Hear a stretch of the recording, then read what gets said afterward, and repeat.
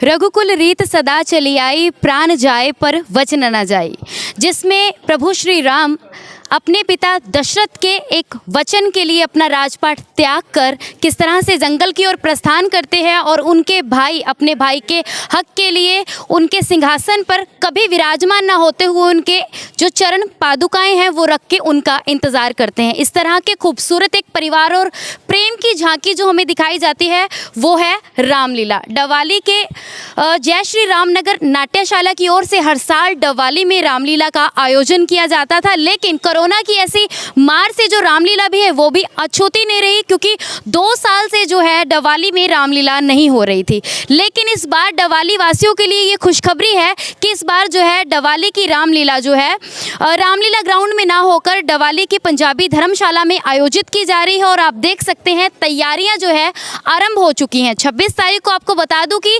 जागरण के साथ रामलीला का आरंभ किया जाएगा। डवाली के वरिष्ठ पत्रकार और इसी के साथ जय श्री रामनगर नाट्यशाला के प्रधान वासुदेव मेहता हमारे साथ हैं। चलिए जानते हैं कि इस बार डवाली वासियों के लिए खुशखबरी किस तरह से है और इसी के साथ जो है इस बार जो रामलीला की तैयारियां किस तरह से चल रही हैं। बहुत बहुत स्वागत है सर। सबसे पहले तो मैं करता हूँ स्वागत न्यूज़ टीम लाइव का, जिन्होंने समय समय पर हमारे रामलीला को अपने चैनल के माध्यम से जन जन तक पहुँचाया। इस बार पिछले 2 वर्ष जो रामलीला नहीं हुई वो कोरोना के कारण नहीं हुई, और इस वक्त हमें और इसके अलावा भी हमारे जो 5-6 पदाधिकारी थे, ये मुख्य पदाधिकारी थे, वो इस दुनिया को अलविदा कहकर हमसे बिछड़ गए। इसलिए भी कुछ हमें थोड़ा सा कमी बहुत महसूस हो रही है। ये मेरे साथ खड़े हैं मेरे क्लब के सरपंच पम्मी जी वधवा जी। इस बार भी हमारा कोई मन नहीं था, लेकिन इनके सहयोग से भी हमें रामलीला करनी चाहिए, नहीं तो लोग टूट जाएंगे या लोग निराश हो जाएंगे। तो वाकई में मुझे भी लगा कि रामलीला करनी चाहिए कि 2 साल हो गए हमसे लोगों को दूर हुए, तो बाज़ार में जब भी जाते कि रामलीला होगी कि नहीं होगी, तो हमने कहा जी रामलीला होगी। मैंने अपने मुँह से कह दिया होगी। चलो सभी कलाकारों से बात की तो सभी कलाकार कहते भी हाँ ठीक है रामलीला करनी चाहिए, हम तैयार हैं। क्योंकि मेरे जो दाएँ बाएँ कंधे थे वो बिछड़ गए हैं, इसलिए मैं थोड़ा अकेला पड़ गया। कुछ सरपंच की इनकी थोड़ी सी उत्साह इन्होंने दिया, कुछ मेरे वो साथी हैं जो बुजुर्ग हैं उन्होंने उत्साह दिया भी करो आप, हम आपके साथ खड़े हैं, क्यों आप टेंशन लेते हो। तो इसलिए आज मैं इसका अपने पहुंचा हूँ मुकाम पर कि आज मुझे रामलीला करनी चाहिए, क्योंकि लोगों का इस रामलीला के प्रति बहुत ही प्रेम है और प्रेम के साथ साथ भक्ति भी है।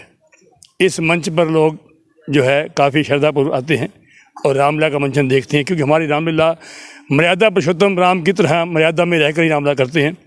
इस रामलीला में ना तो कोई डांस ना कोई फिल्मी गीत कोई नहीं होता है, क्योंकि बाकी सबसे बड़ी समस्या हमारी थी जगह की, क्योंकि वो स्थान था बड़ा खुला माहौल और मैं था आदमी अकेला या मेरे साथ 2-3 बंदे, ये भी बस बाबा के हम बुजुर्ग रह गए हैं।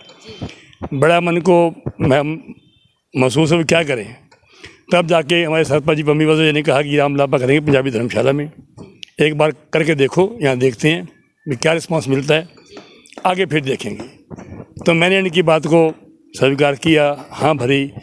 तो आज हम यहाँ मंच तैयार कर रहे हैं और 27 तारीख को जो रामलीला का मंचन यहाँ से आरंभ होगा और 5 तारीख को जो दशहरे का पावन पर्व है वो स्टेडियम में मनाया जाएगा।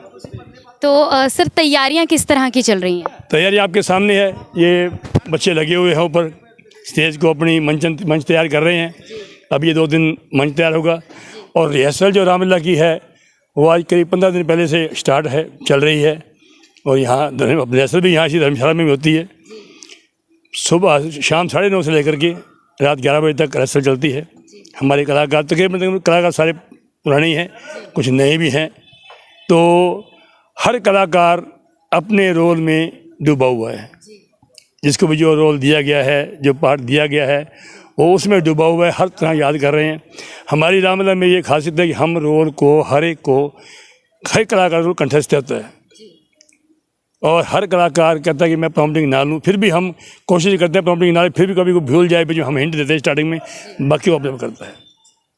सर शहरवासी तो बहुत उत्साहित हैं, जैसे ही ये खबर पूरे शहर में गई कि रामलीला होने वाली है, कलाकार खुद कितना उत्साहित हैं इसे लेकर? कलाकार उतने ही उत्साहित हैं जितना शहरवासी उत्साहित हैं।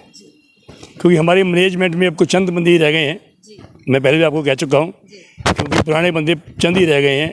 जैसे मम्मी जी वधवा हो गए, मैं हो गया, हमारे बीच महेंद्र जी हो गए जो हैं, एक हमारे पैरा सेठी जी हो गए, ठीक है नहीं।